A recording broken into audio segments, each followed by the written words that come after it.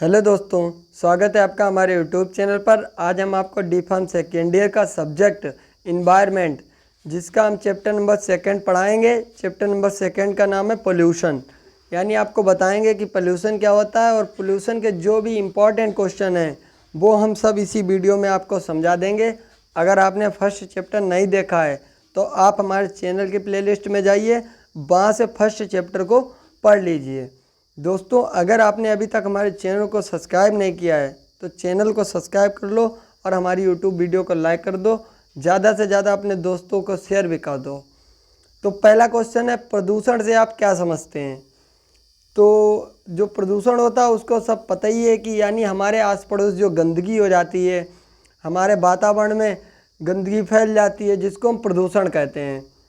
इसको हम डेफिनेशन के द्वारा बताते हैं कि किसी वस्तु या पदार्थ के भौतिक, रासायनिक एवं जीविक यानी जो जैविक गुण होते हैं उसमें अगर परिवर्तन होता है जिसके कारण वह वस्तु मानव, वनस्पति एवं पर्यावरण के लिए हानिकारक हो जाती, जिसको हम प्रदूषण कहते हैं।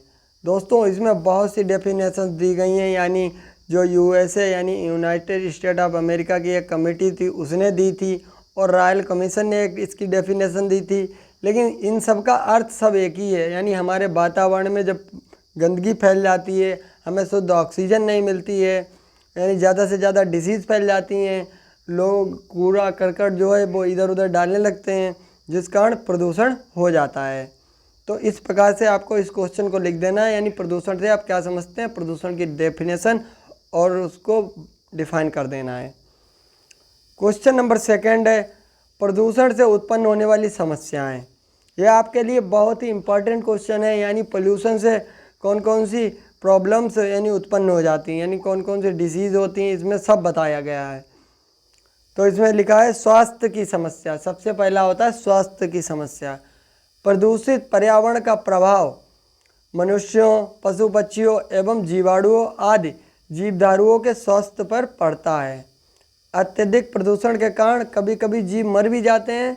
प्रदूषण के कारण पेड़ पौधे भी नष्ट हो जाते हैं अथवा उनकी वृद्धि रुक जाती है।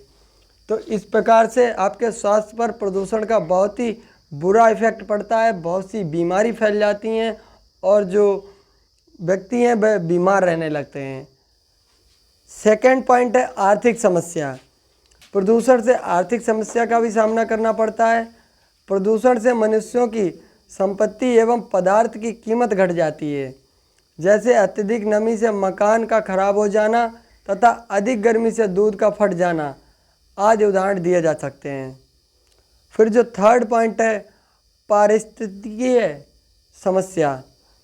पर्यावरण प्रदूषण से पारिस्थितिक का संतुलन बिगड़ जाता है, प्राकृतिक स्रोत सुरक्षित नहीं रह पाते हैं तथा कुछ जीवों का अस्तित्व ही खतरे में पड़ जाता है।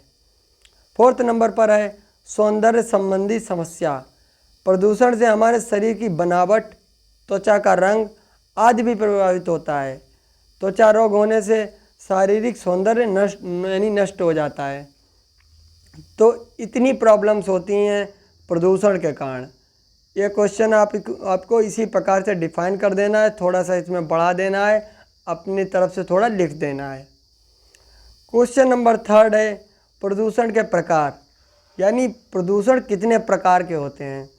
तो आप पढ़ ही चुके होंगे पहले ही कि प्रदूषण बहुत टाइप के होते हैं। यानी जल प्रदूषण, वायु प्रदूषण और जो ठोस व्यर्थ प्रदूषण होता है उसमें प्रदूषण होता है, ध्वनि प्रदूषण होता है, रेडियोधर्मी प्रदूषण होता है, भू प्रदूषण होता है और जनसंख्या प्रदूषण होता है। तो ये आपके हो गए हैं प्रदूषण के प्रकार। फिर जो नेक्स्ट क्वेश्चन है प्रदूषण नियंत्रण अधिनियम को समझाइए।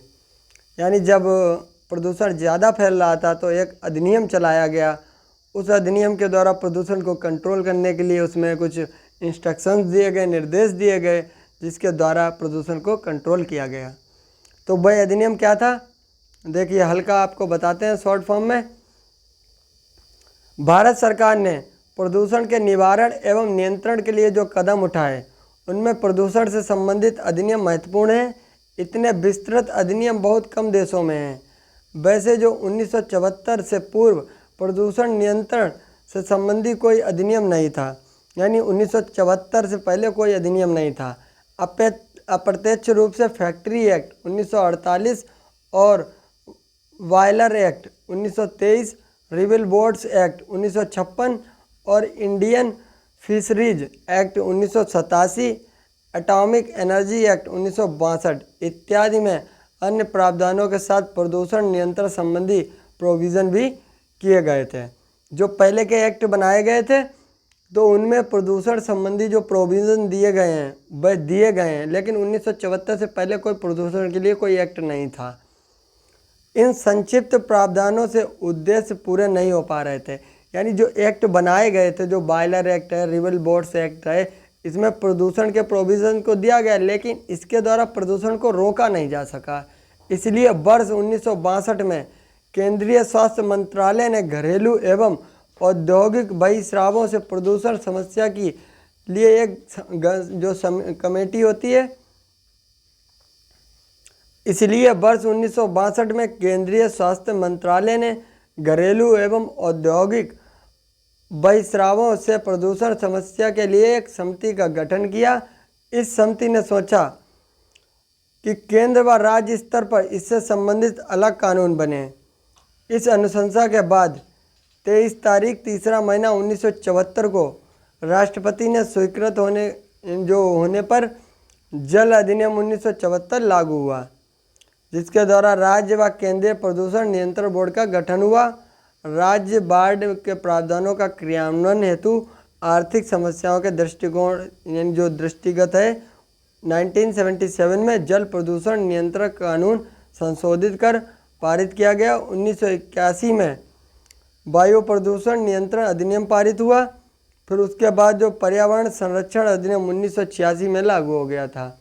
तो इस प्रकार से इन एक्ट को तैयार किया गया प्रदूषण को रोकने के लिए। दोस्तों यहाँ से आप देख सकते हैं, इसको आप हल्का सा पढ़ भी सकते हैं, हम धीरे धीरे स्क्रॉल कर सकते हैं। आप इसको पढ़कर अपने एग्ज़ाम में लिख सकते हैं।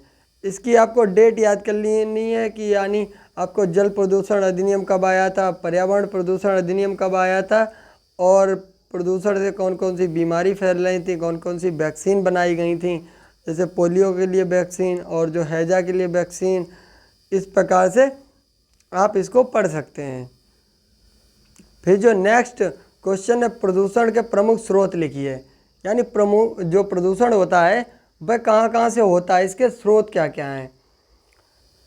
तो प्रदूषण के अंतर्गत वायु, जल, ऊष्मा, ध्वनि, रेडियोधर्मी एवं ठोस अवशिष्ट प्रदूषण आते हैं। प्रदूषण के स्रोतों को मुख्यतः निम्नांकित दो वर्गों में विभाजित किया गया। एक होता है प्राकृतिक प्रदूषण स्रोत, एक होता है कृत्रिम अथवा मानवकृत प्रदूषण स्रोत। प्राकृतिक प्रदूषण वो होता है जो प्रकृति के द्वारा आता है, तो जिस कारण हमारी जो वातावरण है उसमें प्रदूषण फैल जाता है, तो ये प्राकृतिक प्रदूषण होता है। और कृत्रिम प्रदूषण कौन सा होता है, जब मानव निर्मित होता है, यानी मानव के द्वारा जो प्रदूषण किया जाता है उसको मानव प्रदूषण कहते हैं। प्राकृतिक प्रदूषण, इसके अंतर्गत ऐसी समस्त क्रियाएं आती हैं जो हमारी स्वाभाविक क्रियाओं से या प्रकृति में विद्यमान विभिन्न माध्यमों के द्वारा उत्पन्न होती हैं। प्रदूषण उत्पन्न करने वाले प्रमुख प्राकृतिक स्रोत निम्नलिखित हैं। सबसे पहला स्रोत है प्राकृतिक क्रियाएं, जैसे आंधी आना, चक्रवात आना, ज्वालामुखी का फटना आदि वायु को प्रदूषित करती हैं। हवा में तैरते हुए धूल एवं मिट्टी के कण पानी में यानी मिलाकर जल को प्रदूषण करते हैं। हवा में पराग कण उड़ते रहने पर वायु प्रदूषित करते हैं। हवा में अलगाई, फंगाई एवं बैक्टीरिया एवं मूर्छा आदि सूक्ष्म जो जीवाणु होते हैं हवा को प्रदूषित कर देते हैं। रेडियोधर्मी विकिरण हवा तथा पानी को प्रदूषित करता है। दलदली क्षेत्र में कार्बनिक पदार्थों के सड़ने के कारण दुर्गंध युक्त गैस निकलती है। ज्वालामुखी विस्फोट, बादलों की गड़गड़ाहट एवं समुद्री लहरों के कोलाहल से ध्वनि प्रदूषण होता है। बहते हुए जल में मृदा में उपस्थित अनेकों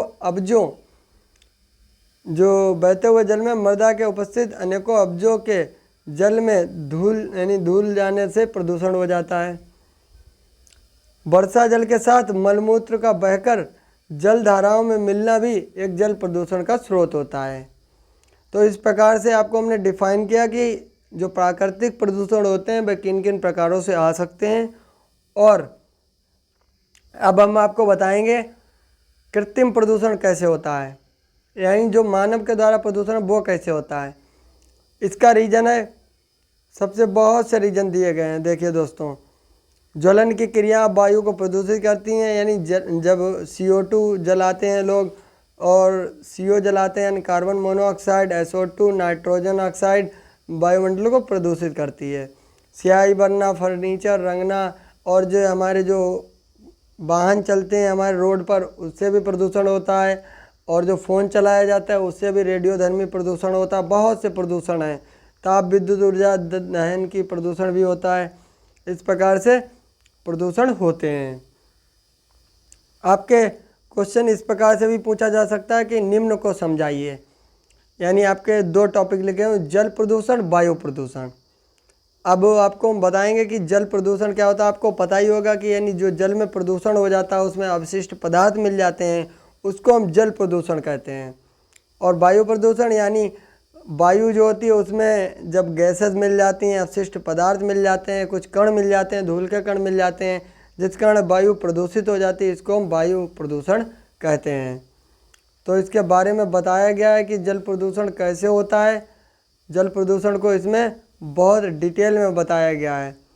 आपको शॉर्ट में पढ़ लेना है कि जल प्रदूषण होता क्या है, इसके कारण क्या होते हैं। यानी जल प्रदूषण के कारण हम आपको ऐसे ही बता दे रहे हैं, यानी जो फैक्ट्री चलती हैं, बड़े बड़े कारखाने होते हैं, उनका जो गंदगी होती है वह सब निकलती है तो वह जल में पहुंच जाती है, जिस कारण जल प्रदूषण होता है। वर्षा होती है, वर्षा के कारण जो है हमारे जो नालियों का पानी होता है गंदा वाला, वह तालाब में पहुंच जाता है, नदियों में पहुंच जाता है, जिस कारण जल प्रदूषण हो जाता है। जल प्रदूषण को इसमें रोकने के उपाय भी दिए गए हैं कि आप जल प्रदूषण को कैसे रोक सकते हैं। रोकने के उपाय के बारे में बताया गया है। उसके बाद इसी में आपको वायु प्रदूषण यानी एयर पोल्यूशन भी बताया गया है कि एयर पोल्यूशन कैसे होता है और इसमें कितनी प्रकार की गैसेस मिल जाती हैं, कितनी क्वांटिटी में मिल जाती हैं। फिर बताया गया है कि वायु प्रदूषण नियंत्रण के उपाय, जो वायु प्रदूषण को कैसे आप रोक सकते हैं। तो आप बहुत तरीके से रोक सकते हैं, जैसे आप कुछ रीजन आपको हम पढ़ के बताते हैं। घरों में धुआं रहित ईंधनों के प्रयोग को बढ़ावा दिया जाए, लकड़ी का कोयला आदि के स्थान पर हीटर, कुकिंग गैस आदि का प्रयोग किया जाए, और स्मोकिंग नहीं करनी चाहिए। स्मोकिंग नहीं करनी चाहिए क्योंकि उससे हमारी वायु में प्रदूषण होता है। तो दोस्तों, इस प्रकार से आपने पढ़ा कि आपने क्या क्या पढ़ा, प्रदूषण के बारे में पढ़ा, उसके जो इम्पोर्टेंट क्वेश्चन थे उस बारे में पढ़ा। नेक्स्ट वीडियो में इस चैप्टर को कंप्लीट क्वेश्चन हम करा देंगे। दोस्तों, तब तक के लिए धन्यवाद। हमारी वीडियो देखने के लिए वीडियो को लाइक करें, हमारे चैनल को सब्सक्राइब कर दें।